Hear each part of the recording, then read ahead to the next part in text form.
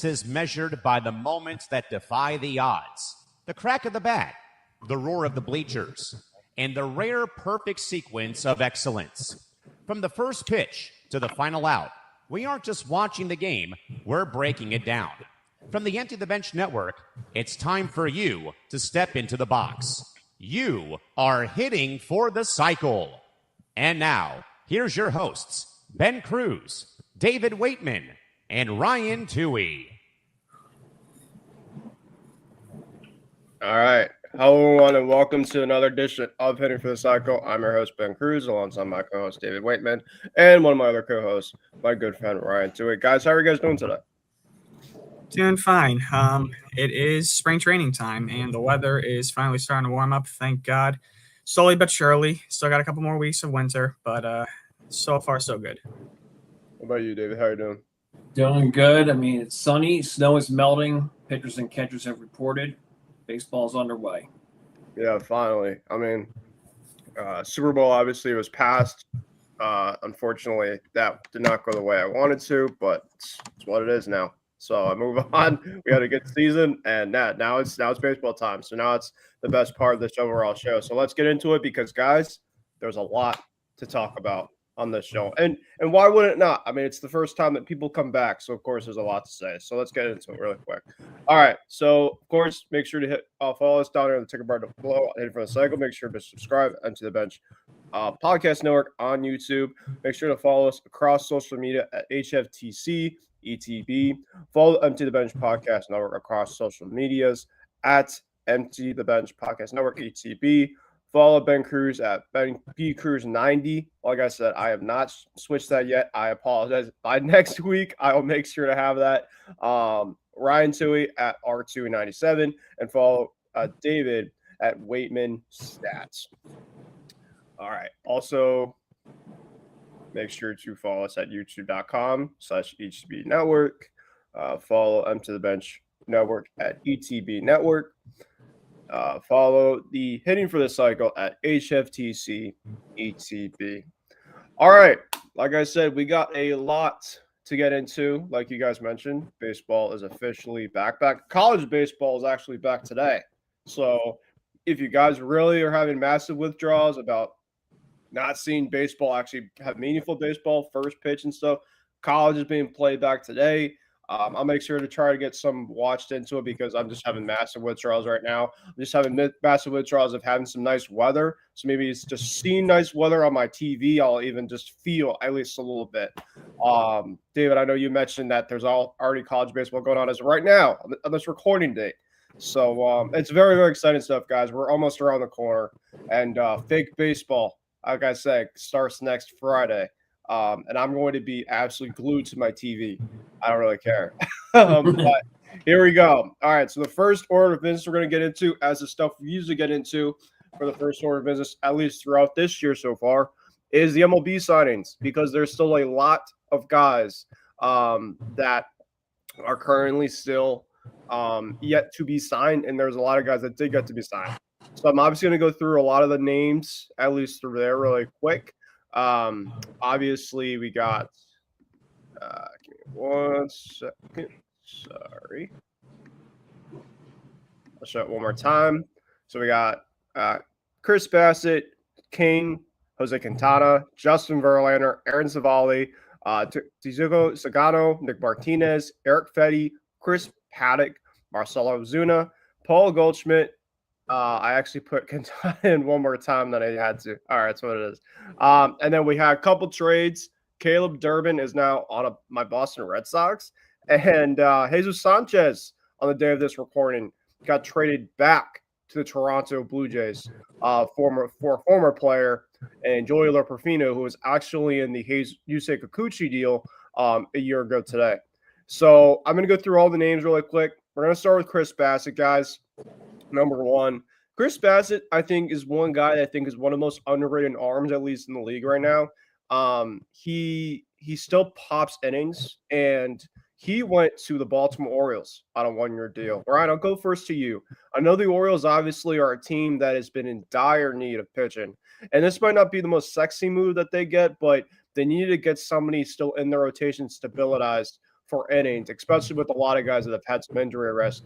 What do you think about this move really quick? I think it's a good move for the Orioles. Bassett's a veteran, and like you said, I also think he is a little underrated. He had a couple of nice seasons with Toronto. His best season with them was 2023, where he won 16 games and had an ERA of 3.60. Took a step back in 2024, but kind of rebounded in a way last year. He won 11-9 in 25 with a 3.96 ERA. ERA was a little high, but still overall kind of a decent season for him. He is a little up there in age. He's 36 years old, but if you look at his track record, ever since 2022, he has made about 30 starts a season. So he has provided stability for the rotations that he's been a part of, and now he's going to a rotation in Baltimore that desperately, I think, like you mentioned, needs him. I think he definitely provides that stability. I think he provides a veteran experience for that team. The Orioles rotation, it now consists of him, Shane Baz, Zach Eflin is in there as well. So, already the Oriole rotation is a little better this year than I'd say over the past couple of years. I mean, they obviously don't have a pitcher the caliber of Corbin Burns like they had in 24, but overall, I think it's a good deal for the Orioles. It's only a one-year deal. And, I think it's a good signing for them. How about you, David? Baltimore had to do something. They didn't get Valdez. He fits in the middle, probably the rotation, I'm assuming, like a 3 spot. I don't see it being bad for Baltimore unless, he has issues with injuries or just, maybe also the ballpark because the ball does fly out there at Camden Yards. But overall, I think it's a good signing for Baltimore.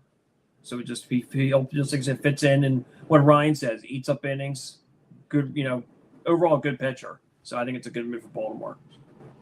Yeah, I agree. I mean, I think the Orioles definitely were striving for higher than what they got for Bassett, but Michael Elias essentially they need somebody, and he's somebody that you could obviously just kind of go for at the last minute. So it's crazy that he was pretty much still kind of available.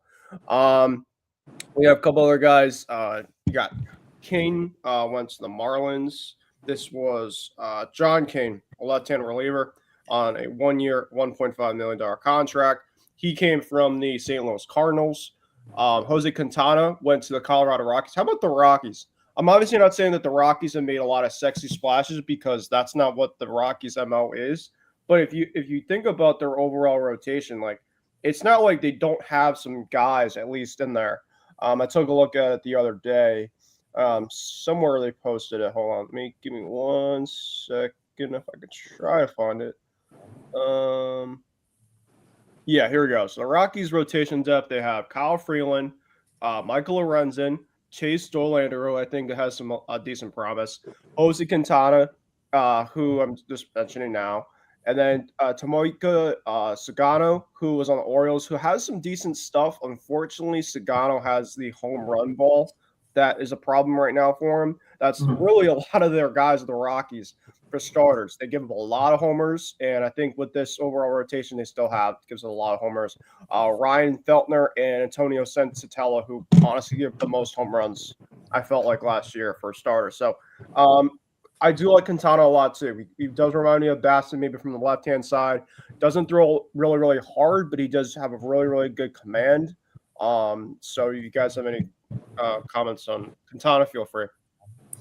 I think it's what the Rockies could afford, to be honest with you. Not many pitchers or players are going to be chomping at the bit to play in Colorado, especially the pitchers, because it's so hard to pitch in that stadium. We obviously know with the altitude there, the ball tends to fly out of that stadium much more easily than anywhere else around the majors.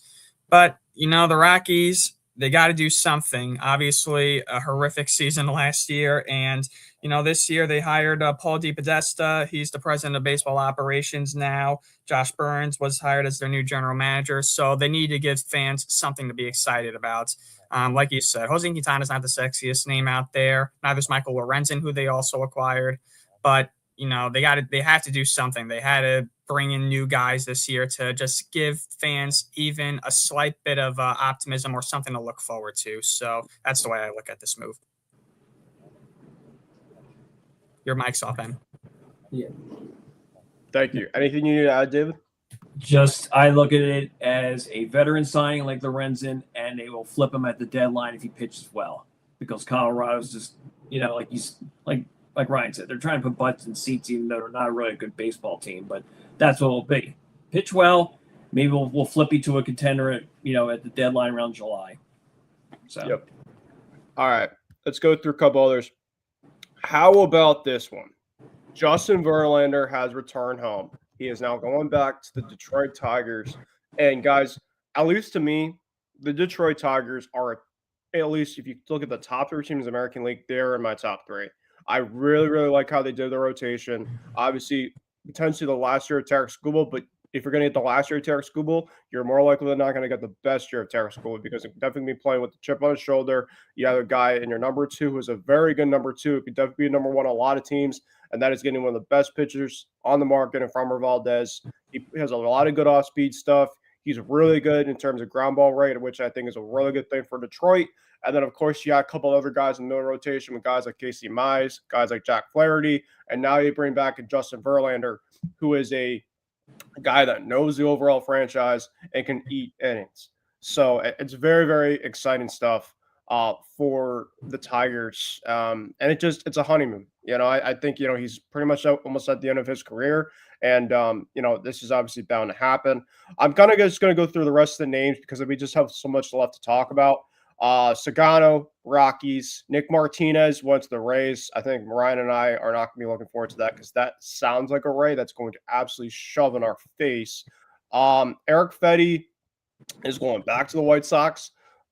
Chris Paddock is going to the Marlins. Marcelo Zuna is going to the Pittsburgh Pirates. That feels like a Pittsburgh Pirate move, but it honestly is not the worst move, I don't think. I mean, Ozuna, unfortunately, just a lot of just crap off the field. But he could hit homers, and the Pirates really just don't have a lot of pop, so that's decent. I'll ask Ryan this one because I do have him in my long list of guys that was signed. Paulie Goldschmidt, yay or nay? Whatever. The Yankees needed a right-handed bat.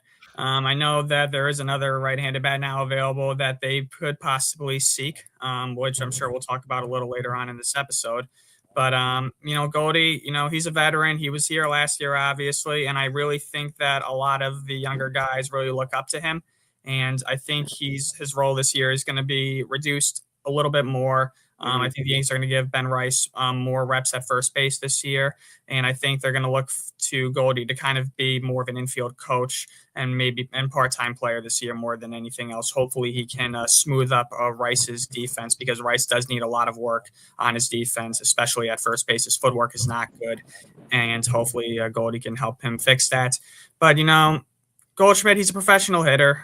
He's always been a professional. I mean, he really slowed down around the summer last year. He started off red hot for the Yankees, but once the calendar hit June, he just really started to fall off, and he never really got back on track to the same pace he was. I mean, he was hitting a lot in April. I mean, he was flirting with like 350. We knew that wasn't going to happen for a whole year, but overall, Goldie, I like Goldie. This could be his final season in Major League Baseball. He's going to be 39 in September. So, it is what it is. I'm not necessarily excited about this, but, at the same time, I don't necessarily completely hate it. David, Ryan and I saw Paul Goldschmidt hit a homer last year live. So, if that's almost the end of his career, we saw a homer.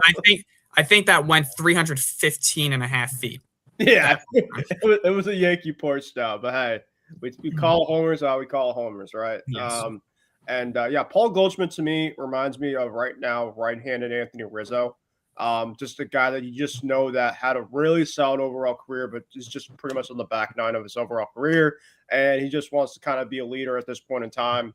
Like you mentioned, right, I think he's just going to have a lot more of a reduced role. And, Ben Rice definitely is going to be kind of more leading into that catching role. And it's just potentially maybe a guy in AAA that might have to be called up, even that too. So, and then let's go through some trades really quick. There were some two main ones that I want to get into. One with my Boston Red Sox. And I talked about Isaac Paredes last week. That didn't happen. We got former Yankee Caleb Durbin, which I'm not going to lie, I kind of am about. I still don't feel like we got a lot of power, at least to kind of replace Alex Bregman, Rafael Devers. And Rafael Devers trade, that is officially gone. Everybody from that trade, nobody's there anymore. Alex Bregman, that's out the window. Ryan, I guess to go to you first.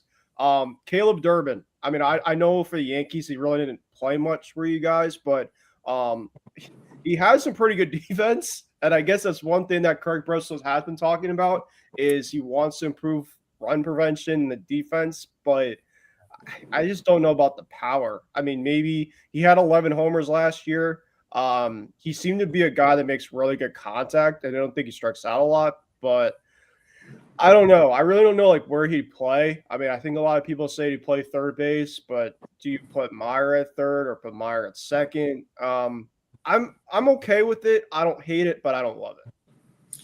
Well, Durbin never played a game for us at the major league level. The Yankees traded him in the Devin Williams deal last year. Yeah.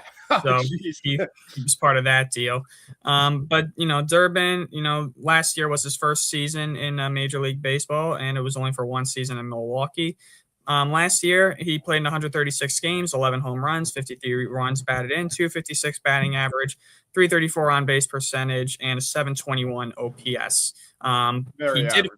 Yeah. So very mid first season for him in Major League Baseball. But he did only strike out 50 times. So he doesn't strike out a lot, which I think is a plus for you guys. Plus he's going to Fenway Park, which is probably the most righty friendly ballpark in Major League Baseball. I think you can see his doubles, maybe even double from 25, maybe closer to 50 possibly if he really takes advantage, or maybe not 50. That's a lot to ask for, but maybe he can get to around 30 to 40 doubles next year, or this year, I should say. But, he's only been in Major League Baseball for one season, and he is very, very young. He is only he's 25 years old. He's going to be 26 actually in 9 days. So, he's just about to hit his stride. He's about to hit his prime. And maybe he finds new life in Boston, and maybe he really takes off this year. This could be this is a big opportunity for him. This is a good shot for him to really make an impression. He's playing in a high profile. He's going from Milwaukee, which is not necessarily the biggest market, to a very high profile ball club in the Red Sox. So if I'm Durbin, I'd be excited about this opportunity. So we'll see if he takes advantage of this. Yeah, before we go to David, I think one thing I do like about this is I do think it takes IKF and any hope to have him be on our starting opening day lineup, which I did talk about the IK move in a way of I don't really love it, but if it's for another guy that might be coming in, then it's whatever. And so I think IKF is going to be kind of more of a all utility type of guy, which I think I'm open for. And I think you put Durbin at second, Contreras at first, and then Story at short, and then Meyer at third. I just don't know exactly. But by the way, speaking of IKF, did you see what he had to say about the Yankees? Yeah, and Aaron Boone followed up about that during a press conference. Every person who goes, it feels like everybody who goes to who leaves the Yankees or goes to the Red Sox or any other American League East Division rival, it seems like the first order of business that they have to do is talk to the press and take a shot at the Yankees. I don't really get it, but it's what it is. David, what do you think about Caleb Durbin going to Boston? It's interesting. I look at 2 points. With Milwaukee, they're I guess thinking Kyle Harris is going to figure this out and have an arm thing. So maybe that's why they made the move. I feel like they're just, for some reason, it's almost like they're trying to go back to the bottom again in terms of get rid of good players. We're going to go with kids again, whatever else. They love pitching. Yeah, I'll say that. Yeah, so I guess they're going with Harris. Maybe fits in a 3-4 thing. In regards to Boston, I love the move for different things. First of all, with Durbin, you could put him at second or third. Yeah. Mm-hmm. So that's a filler. With IKF, you can make him, like you said, utility guy, backup space at shortstop or whatever else. And we also got Andrew Monasterio, who batted .270, 4 home runs, 16 RBIs, and he plays shortstop. So not only we got Durbin, but we got another guy, Monasterio. Yeah. And here's the thing about that whole Devers trade. Granted, the prospects didn't pan out, or you flip whatever else. But if you ask Red Sox management, what do they think about that trade now? we have no money on the books for Devers. Everything went to San Francisco. I think they're happy as heck with that because they didn't go out now and sign guys. Down the road they're going to have those young guys like Anthony and Meyer. They're going to have to pay, and all those guys. They're going to Campbell. They're going to have to pay them. In due time. Well, yeah, Anthony, we already have locked up long term. Campbell, we have locked up long term.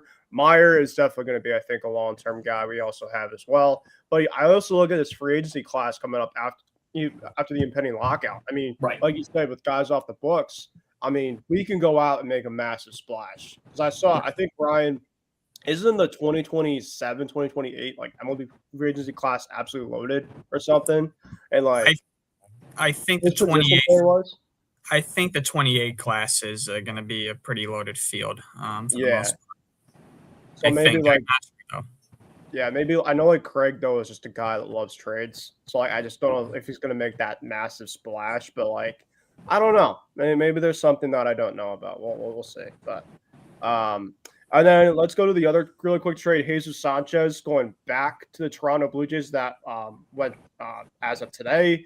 I don't really know how to feel about Sanchez with the Blue Jays. I mean, he's a decent player. I always felt like his ceiling is extremely high, but it's just never kind of gotten to that point yet. But do you guys have any thoughts about Sanchez going back to Toronto? I mean, I guess like Toronto right now, maybe actually, you know what? This move actually does make a lot of sense because Anthony Santander is going to be missing a ton of time. He feels like, unfortunately, I wouldn't say like his fall off needs to be studied at this point in time, but man, Anthony Santander was a Red Sox killer. He was a Yankees killer. He was a guy that I just felt like had so many good stuff coming. I actually wanted him in the Red Sox at one point in time. Unfortunately, it never happened. But Sanchez is going back to Toronto. I think this is really good for them because it's outfield depth that they need currently right now. And right now, their outfield will be let's see. It would be Dalton Varsho, Sanchez, and Sprinter as well. So, you guys have anything about Sanchez really quick to Toronto? Now, like we mentioned, Santander is out, and the Blue Jays definitely need some outfield depth because their outfield now is pretty thin. So they need all the options that they can get. And, Sanchez, he's 28 years old, so he's in his prime. And maybe the Blue Jays, with the way that they turned around their team last year, with the way that they now approach hitting with the contact first mentality, maybe they can transform Sanchez into a really solid hitter. I mean, before last year, nobody really thought much about guys like Ernie Clement or Nathan Lucas. So maybe Jesus Sanchez can really develop into a pretty solid, pesky, pain in the butt hitter.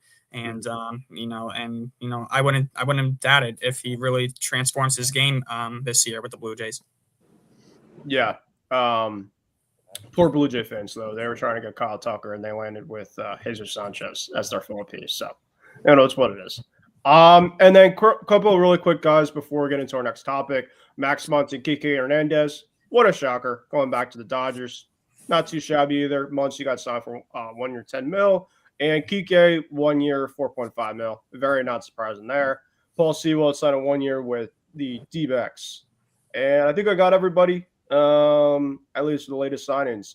All right, let's get into this. And this is obviously the big part of the show. MLB players have reported to spring training. Games start a week from today. So big baseball a week from today. You guys ready for that? Bump for that, I guess. It should be exciting.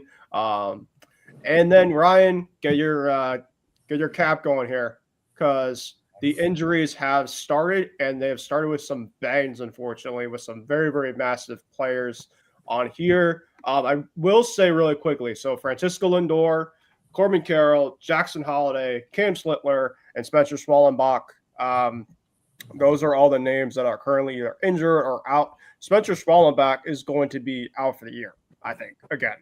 He's on the 60-day IL, and he's one of the best pitchers when he is healthy. So it just really, really sucks for the Braves because the Braves, Ryan and I talked about the Braves a lot last year. And the one thing about the Braves is, unfortunately, their injuries were a massive part to why they could not make the playoffs because they have a ton of promise. They have a very, very good team. Unfortunately, it's just the injuries are just a massive part to the setback. But let's go really quickly to the handmaids. Ryan, let's get started. If you want to kind of tell the audience about what happened to Lindor, Carroll, and Jackson Holiday.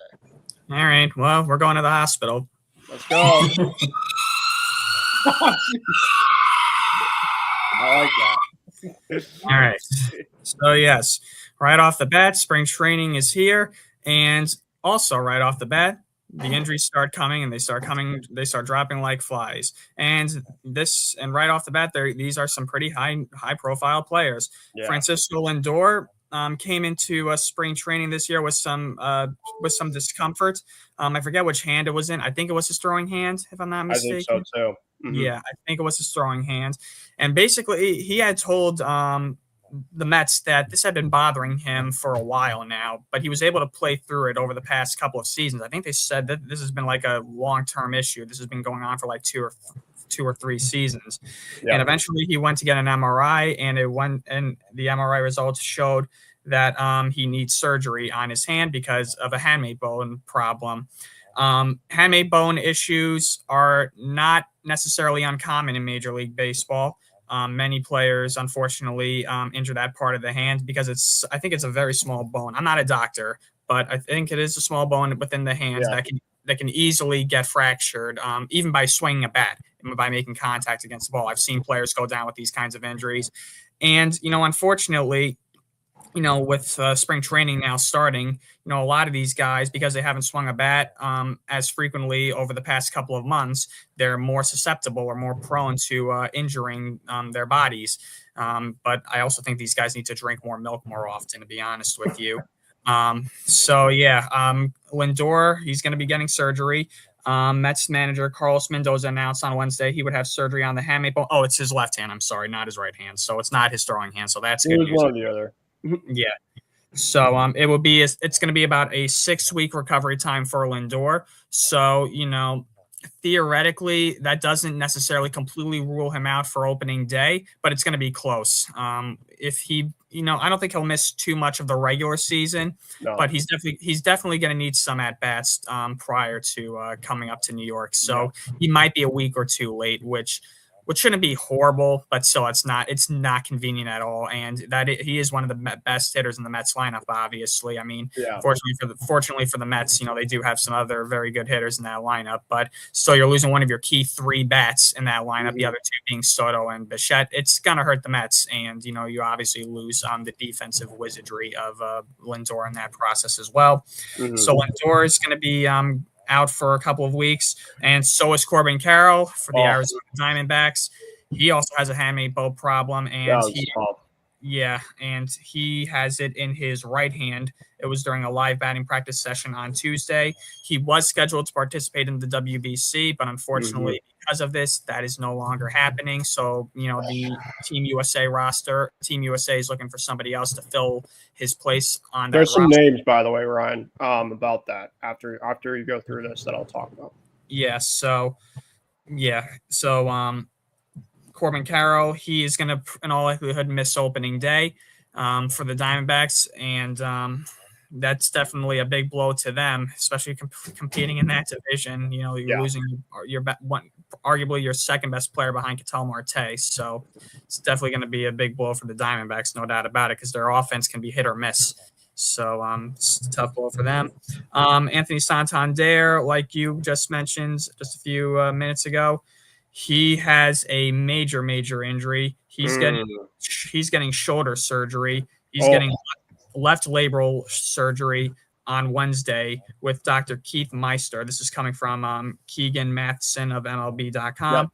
He's getting surgery next Wednesday. He's expected to be out 5 to 6 months. So his 2026 season is basically shot at this point. If he's lucky, he can maybe make it back in September, and maybe he can kind of do what Kyle Schwarber did with the Cubs in 2016, possibly come back at the very end and maybe contribute for the postseason if the Blue Jays get that far. But so far this contract has not been looking good for the Blue Jays. Santander had signed a 5-year, $92.5 million deal to come to Toronto last year, and already it's looking like a bad contract. He had a tough year last year, and now he's going to miss 90. He might even miss this whole entire season. So, yeah, tough blow for the Blue Jays. The Yankees, of course, have their own injury issues because why wouldn't they? And it's going to go with Cam Schlittler, of course, because why wouldn't that happen? Schlittler's dealing with some back issues, but fortunately, it doesn't seem too serious. But not his shoulder or the hand. I would rather it be the back than any arm problems. So. Yeah. And it's at the very beginning of spring training, so I think Schlittler is going to be fine. But still, that's when I saw that, I was like, yeah, of course, why wouldn't that happen? So yes, Schlittler went down as well, but in all likelihood, he'll be fine. He'll probably pitch in a couple of days, but he's going to take it slowly. And I think there was another injury or two that I'm missing off the top of my head. Holiday. Oh yeah, Jackson Holliday is also going to be missing. Yep. Jackson Holliday is going to be missing some time as well because he also has a hamate bone issue as well. Yep. So Holliday already had his surgery. He had it yesterday after the day of this recording. Today is February 13th, but he had this on February 12th. He suffered this injury in his right hand during live batting practice on February 6th. I'm reading this by Steve Adams of MLB.tr. Mike Elias made the announcement at the beginning of spring training for the Orioles. So the Orioles are going to be without Holiday for quite some time. They aren't concerned about his opening day status, though. In all likelihood, he probably has a similar timeline as Francisco Lindor. So he could be back theoretically on opening day. But still, I mean, Orioles are in a tough division as well. They're going to need everybody that they can get. So not an easy pill to swallow for the Orioles. But I think those are the main the big names around Major League Baseball that are dealing with some pretty serious injuries, and most of them have been handmade bone issues. So drink more milk, boys. I was going to say this, Ryan, that Lindor, he is going to have to come back and be ready to go against no other than Paul Skeens if he wants to be ready for opening day. And you talk about a hand injury, you talk about Paul Skeens. What does Paul Skeens love to do? He loves to shove that fastball right on the hands. So you talk about, man, Lindor is definitely, I think, the biggest one of them all. Another thing about the Mets that I do want to mention is Juan Soto, Ryan. Juan Soto is going to be he is going to be going to left field. Listen, a lot of WFAN this week, and they obviously were having hypotheticals of why Soto's going over there. Cadillac Club, I don't know, some nonsense type of stuff. But Ryan, I know obviously because did Soto ever play left? I mean, he played left field for you guys at Fenway. I don't think he did play. No, he was primarily right field for us. He never played left. Yeah, he played left though. I think at Fenway. I think for a little bit.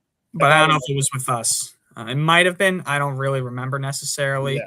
But that wouldn't make sense though because because Verdugo was on the team and he knows left field very well. So he would I would assume Verdugo would be out there in left field and Soto would be in right field. But I think the reason basically for the Mets to do this move is basically because of the three outfields, left field probably sees the least amount of action, and it's probably the easiest outfield position to play. Soto's not necessarily the most graceful outfielder in Major League Baseball. So I think they're just trying to limit how often he actually needs to play defense. Well, I think about the Mets is they do have Luis Robert now in center, and Luis Robert is a very, very good center fielder. So I don't think they have to rely on Soto to really be the guy on defense. They just have to have him serviceable. And then in right field, you have a bunch of different options. Tyron Taylor, definitely wouldn't be shocked if he goes out there. A guy like Carson Bench maybe gets a chance out there. I'd be very, very curious to see what the Mets do at right field. But I do think this is not a big type of thing for Soto. I think he'll be okay, especially to that side with Lindor and Bichette. You don't have to really worry too much, at least on the left-hand side for a lot of different action. All right, David, this is your biggest part. I know Ryan obviously had the injuries. Now it's up to you. Nicholas Castellanos, one of your guys, has now been released. So, Dave, I'm going to go to you, my friend. You're going to kind of be the spotlight, at least for this overall topic, because you are a massive Phillies fan. Yeah, he got bounced finally yesterday. Probably should have done it sooner, but they did it. He's probably a good dude. It seems like he is. From when you hear the stories, whatever, from players and this, and this. But it just also sounds like at times he's a big pain in the ass. Probably speaks his mind. He put that letter out yesterday, 2-parter. The Philly thing was kind of cool. Thanked the fans, thanked organization, etc. The Miami incident, partially I'm calling BS on it. The beer in the dugout thing, I don't think that was the reason why the relationship soured. I think he said some comments towards the manager, Rob Thompson, that rubbed a lot of people the wrong way. I think he went probably below the belt, if I were to guess. In terms of him, like you said, it's great to be kicked to the curb and still have $20 million check in your back pocket. That's nice. In terms of who will sign him, I could see you were talking the Padres. I could still see him staying in Miami and playing with the Marlins. I know he says he's addicted to winning, but he probably loves Miami. I thought maybe Toronto, but now with them getting Sanchez, unless they're looking for a DH, because they're going to need guys to hit home runs in Toronto with Bichette and Santander gone. I don't know who else will take him. I mean, do our teams look at him and I would use him more as a DH. I mean, more than a right fielder. So, I'm just throwing examples. Do the Yankees look at him? Do the Mets look at him? I think we could make a play for him. DH, you put Roman in the outfield. I mean, I think there could be a spot, and Green Monster for a pull side hitter. Mm-hmm. I mean, does a team like so throw out names like Arizona teams who have a chance that are really good to have a chance to win the whole thing? Do they take a chance on them and say, okay, you can just play, just don't rock the boat here in terms of the clubhouse and stuff? Mm-hmm.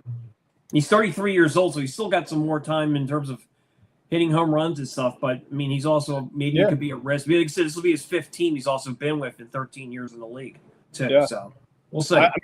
I'm looking at his stats. They weren't bad at all from 2025. I mean, 537 at bats, 72 runs, 137 hits, 72 RBIs, and a 250 average.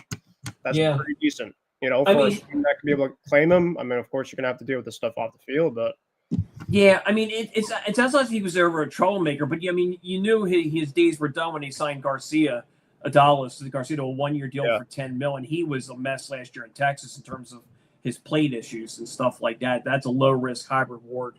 What they're hoping for. I got a team for him, and I don't think Ryan's gonna like this, and it's in our division, but it seems like a move I feel like this team would do.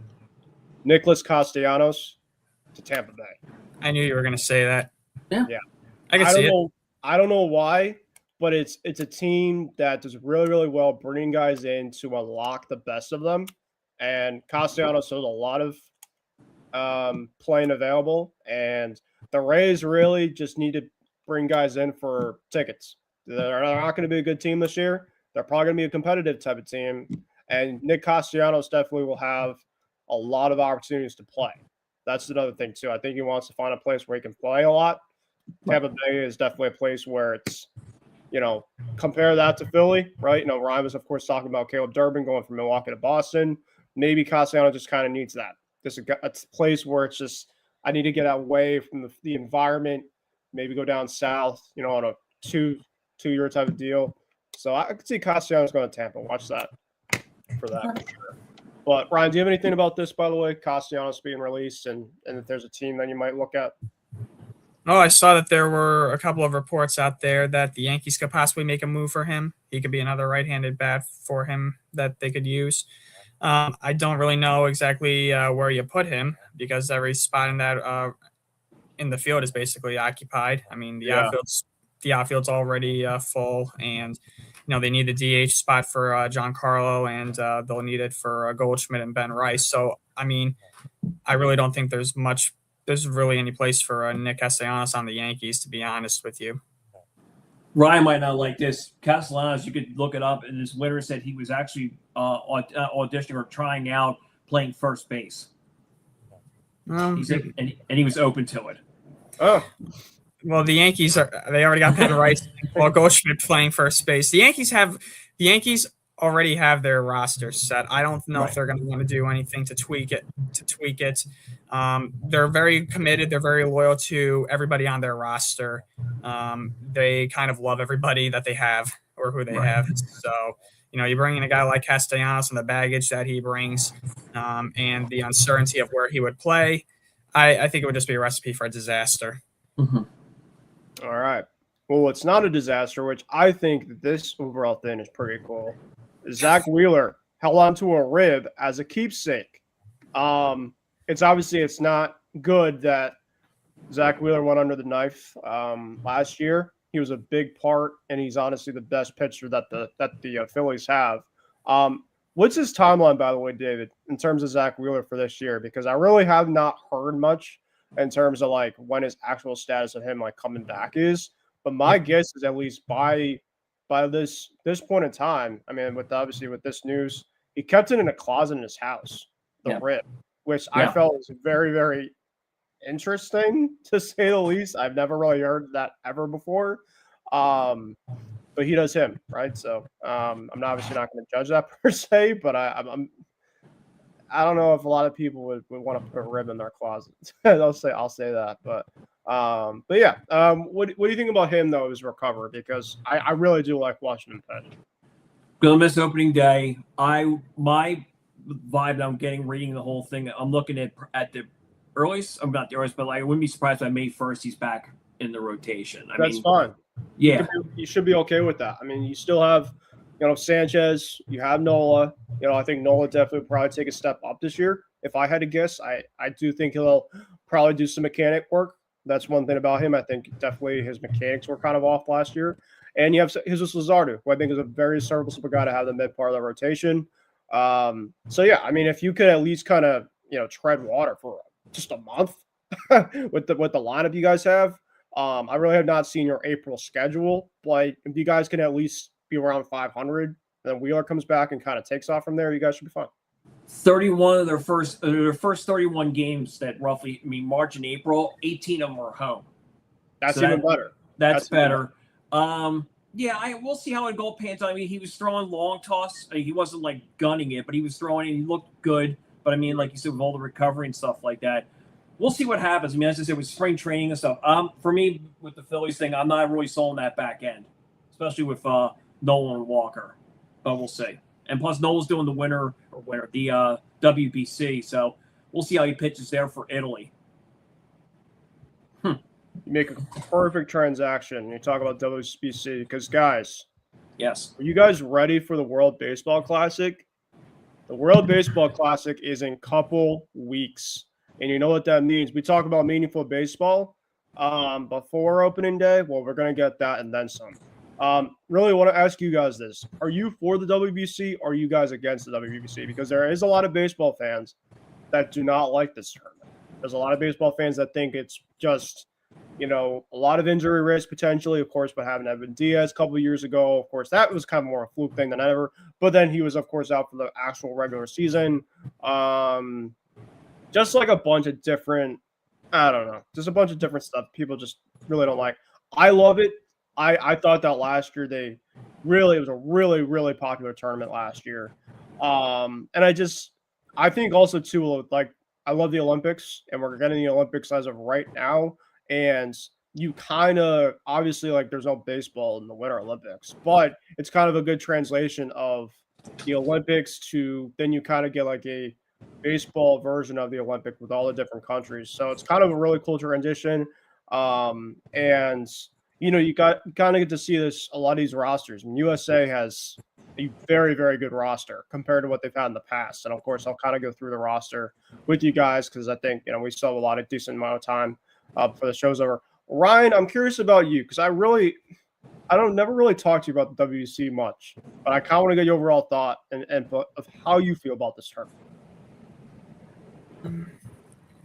I don't really care for it, to be honest with you. Okay. I mean, on paper, it sounds pretty cool. I mean, it's a World Cup tournament basically for baseball.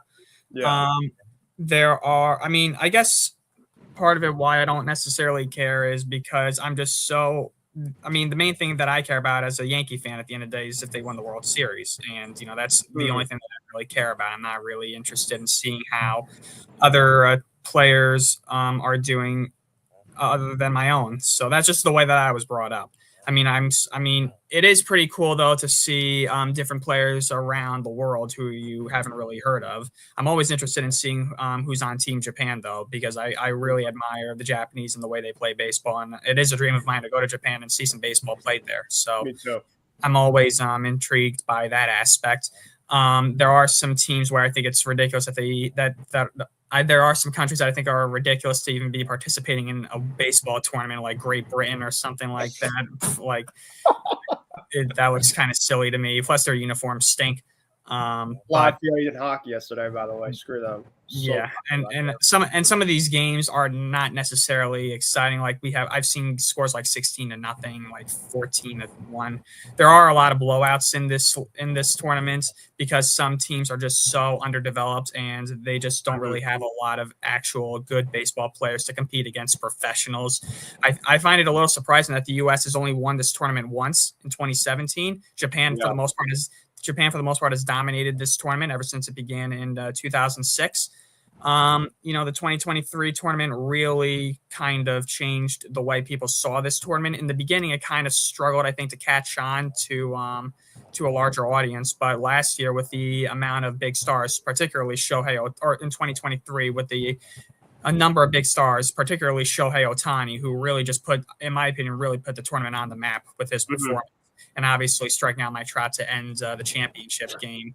That really, I think, kind of just intrigued a lot more people to watch this tournament. Yeah. And now you have guys like Aaron Judge participating in this tournament for the first time as well. I think he's also going to draw a massive audience. So I definitely think that it's gaining popularity compared to its early years. But overall, the players, they're getting their reps in, they're playing baseball. It is at a higher intensity than spring training. So that is a little bit of a concern because a lot of guys do go down with injuries during the WBC. So, I mean, overall, my feelings toward it are, it is what it is. I just hope that whoever plays in this tournament for my team just stays healthy. That's basically it. What I like about it is spring training is just so freaking, it's annoying, but by the mid part to the end part, it's like, just give me meaningful baseball. Like, I just cannot watch this, this backups just play constantly. I wanted to see guys just play in the spotlight, and I understand the injury situation, but I think another thing too, Ryan, which I do like about this, it kind of wraps the spring training up a little bit. By the time that this tournament is over, you're basically almost at opening day, which I think is a really awesome thing to have. So I do think there are definitely some interesting things about this where I do like and don't like. David, what about you? What do you like about this? Or are you kind of all right with this? Don't like the timing of it. If it was me, I could take it or leave it. To be honest, it would be more July around the All-Star break. You take down. It's almost like having the Four Nations like hockey. Take 2 weeks out. Put that in, but you're also messing with the schedule, and I get all that. Plus, these guys, when they pitch in March, they say the schemes, whatever else, they're only going to throw about 60 pitches. Yeah. I mean, because they're not going to have, they're not going to be ready to go type of thing. I don't mind either way. The one thing I love, though, are the names that are on it that, you haven't heard of them in baseball in a couple of years, and they're playing in it. I've heard the names already. Let's see. Vance Worley, ex-Philly great. Oh, my God. Didi Gregorius. Didi's playing in it for the Netherlands. Oh, Didi, I miss him, man. He's playing in the Mexican League. Yeah, I mean, yeah. There was, I think there's a guy playing for Canada who was part of the Cliff Lee trade. Philippe Oman, I think hasn't played organized ball in a couple of years too. He's in it. You can go down that list of rosters. Yeah, I'm looking at Kershaw's playing in it. Who? Kershaw's playing in it. Yep. Yeah, I can see that. Maybe that's his last run, and he's filled everything. But the names of our guys, when I saw Didi Gregorius, it's like, oh my God. But makes sense. I mean, it's the whole thing. So yeah, in terms of who wins it, U.S. will be good, Japan will be good, Venezuela should be good, Dominican Republic should have a really good team. I think they're in it. So it's usually one of those 3 or 4 teams. It seems like. All right, so with the last 2 minutes of our show, we're going to get for the people that really don't know much about the WBC, I'm going to kind of break it down a little bit, and then of course we're going to get into some rosters. I'll obviously get into the USA roster. So the way that this tournament, of course, works is essentially they break it down into 4 pools. They have A, B, C, and D, And so I'll go through really quickly all the different pool teams that I have. So Pool A, they got Canada, Colombia, Cuba, Panama, and Puerto Rico. Pool B, you got Brazil, Great Britain, Italy, Mexico, and the U.S. Sorry. Pool C, you got Australia, Chinese Taipei, Czechia, Japan, and Korea. And then in Pool D, you got the Dominican Republic, Israel, Netherlands, Nicaragua, and Venezuela. So those are all the pools. They do have the games played in a couple places. They played at Dalkin Park in Houston, and they also played in Miami. So it's also right around my birthday, too. For my 30th birthday, I was thinking, maybe make a trip out. I'm going to the Bruins game instead for my birthday. Well, it's not exactly the day on my 30th birthday, but it's right around that. So that'll be my overall celebration. But yeah, for the people that do go, it should be a lot of fun. Should be a really exciting tournament. Let's go into the USA roster. We'll start getting into some roster talk a little bit. So we're going to go into the pitchers on the United States. So Ryan, David Bednar, your closer, is going to be pitching in it. So if you want to watch your pitcher, your closer pitching it, you can get to watch him a little bit. Bednar, obviously, I think is going to be a good guy to have. Then you have Matthew Boyd, Garrett Clevenger, Clay Holmes. Clay Holmes made the USA roster. So, man. You going to give up a home run to Masataka Yoshida again? Bro, that'd be the one time I do not want to see that. Griffin Jacks, Brad Keller, like I mentioned, David Clayton Kershaw, Nolan McLean. These are the guys where it gets really, really fun to watch, like loaded. Nolan McLean, Mason Miller, Joe Ryan, Paul Skeens, Tarek Skubal, Gabe Spear from the Mariners. He's one of their better relievers. Michael Walker made it? Oh, okay. Michael Walker made it. And then Logan Webb and Garrett Whitlock. So those are your pitchers. Your catchers, Cal Raleigh, big dumper, Ryan, we got on the USA roster, so that's looking pretty good. And Will Smith. Infielders, Alex Bregman, Ernie Clement, the Toronto legend. Yankee killer, Ernie Clement. We got to watch Ernie Clement on the USA roster. He has scarred me for life, honestly. he kills us.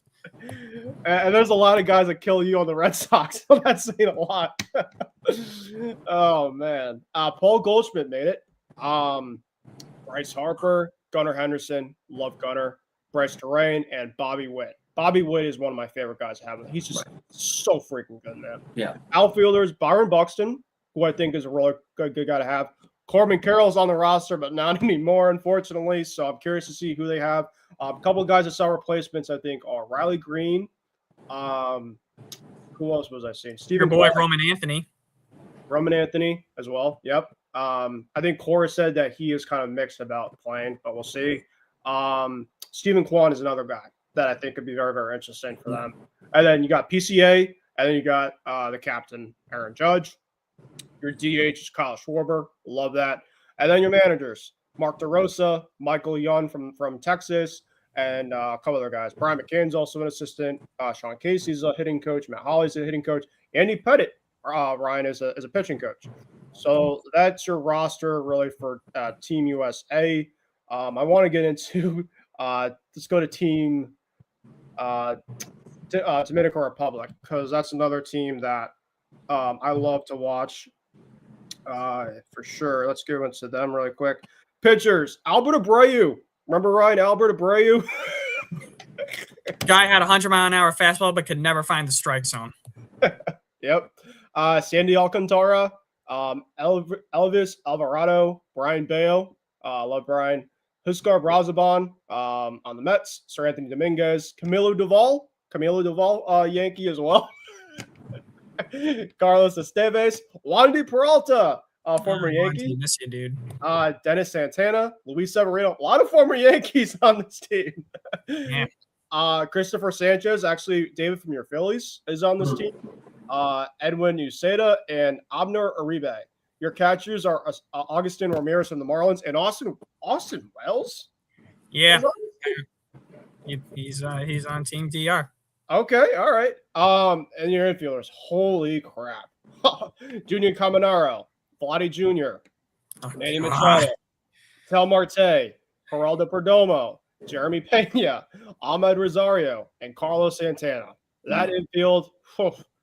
Outfielders, O'Neal Cruz, Julio Rodriguez, Johan Rojas, Juan Soto, and Fernando Tatis Jr. And then your managers are Albert Pujols is your manager, and then you have a couple other guys as well. Is there any other rosters you guys want to take? Guys want to hear really quick before we end the show? I really wanted to get into one more other team. Let's go to. I was gonna go Canada. Let's go to Japan. All right, let's go to Japan here. Pitchers. Let's see anybody that I know. Yusei Kikuchi, Yuki Matsui from the Padres. Let's see who else. Tomoyuki Sagano, who's now a Rocky. Let's see. Oh, Yamamoto, obviously. And then catchers. Catchers, I really don't know anybody. Infielders, let's see if I can find any infielders. Oh, yeah, Muntaka Murakami, Kuzuma Okamoto. Yep, that's pretty much it. Your outfielders, Seiya Suzuki, Masataka Yoshida is also on there. Your DH, of course, is Shohei Ohtani. So that is Japan. You guys want to say one more? Or actually, let's go to Mexico. I know Mexico. I know a decent amount. Okay. Let's see. Javier Assad, Brendan Bernardino, my good friend from Boston, Brendan Bernardino. Taj Bradley, Andres Munoz. Okay, he's on there. Taiwan Walker, man. Your good friend, David Taiwan Walker. 2 home runs a game coming up.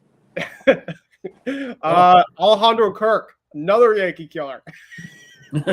He is on Team Mexico. Can you stay there, please? I don't want him facing the Yankees. Infielders, Nick Gonzalez, Joey Meneses, Joey Ortiz, Rowdy Tellez. He's a Red Sox killer. My goodness, stay away there. Luis Arias and Ramon Arias. So both the Arias are on Mexico.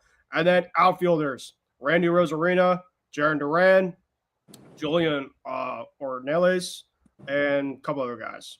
So that is that. Let me quickly go to the schedule really quickly because I did put that in our group chat. So the games open up Pool A March 6th. So that's really when opening day is. And then if you want to look at the Team USA schedule, they open up March 6th against Brazil at Dalkin Park, March 6th at 7 p.m. and then March 7th at 7 p.m. So thankfully, hopefully I'll be back from Boston that time. Most of these games are either on Fox, FS1, or FS2. So that's going to be that. So, yeah, they're going to be playing in Puerto Rico.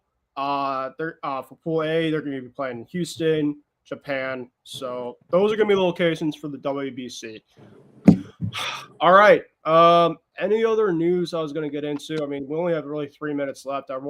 Jesse Rogers had something about stealing bases that I could get into, but I think we're just going to finish off here with our remaining final thoughts. The final thoughts from this overall show. Ryan, your final thoughts of this show.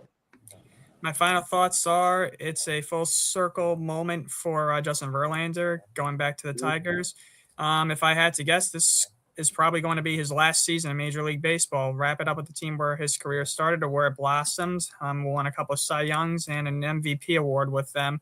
So I think it's only fitting that he ends his career back in the Motor City. It's crazy to think that he left 9 years ago in 2017 when he was traded to the Astros. And he kind of resurrected his career with the Astros and had a couple more outstanding seasons with them. Well, obviously, he's not the same pitcher he was in his prime with the Tigers, but, maybe he puts together one last great run with the Tigers and helps lead them to the postseason this year. But with the lockout next year, I'm pretty certain that this is going to be Justin Verlander's final season in Major League Baseball. So if it is, congrats to him on a great career. And he's really the last remaining ball player from before I turned 10 years old. So it'll be the end of an era for sure. My final thoughts are Pablo Sandoval. I'm reading right now from here. He just threw his first live BP of the whole spring, the first pitches as a Boston Red Sox uniform. Of course, he did not pitch at all last year.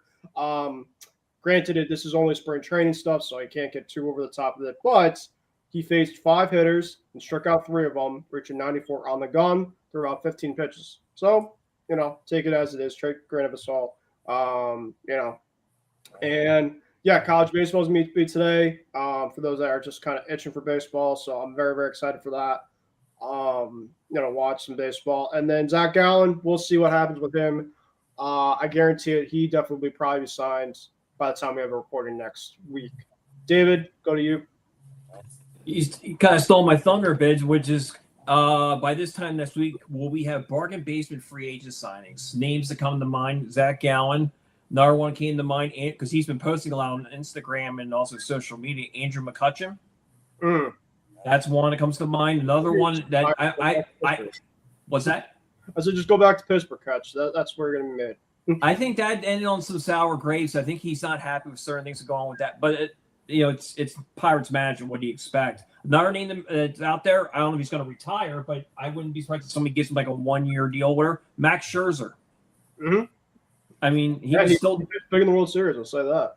Yeah, after Game 7, he was really like undecided what he was going to do next. I mean, after losing Game 7 in the World Series, so does he go to the Dodgers, like be the 7th or 8th starter? I mean, it is, and that's like I said. And jumping on what Ryan said, the Tigers, real quick. What a great 5-man rotation. You lose your stud or young stud in Reese Olson for the season. You pick up him for $13 million. Detroit is, like you said, they're going all in this year. They're going to lose. They're going to lose everybody after Skubal, Verlander. So good for them. Yep. All right. Well, that's going to do it for another episode of Hitting for the Cycle, folks. Make sure, of course, to follow us on all of our social medias. Of course, as I mentioned and alluded to earlier on in the program. And we will see you guys next week for hopefully another packed show of Hitting for the Cycle.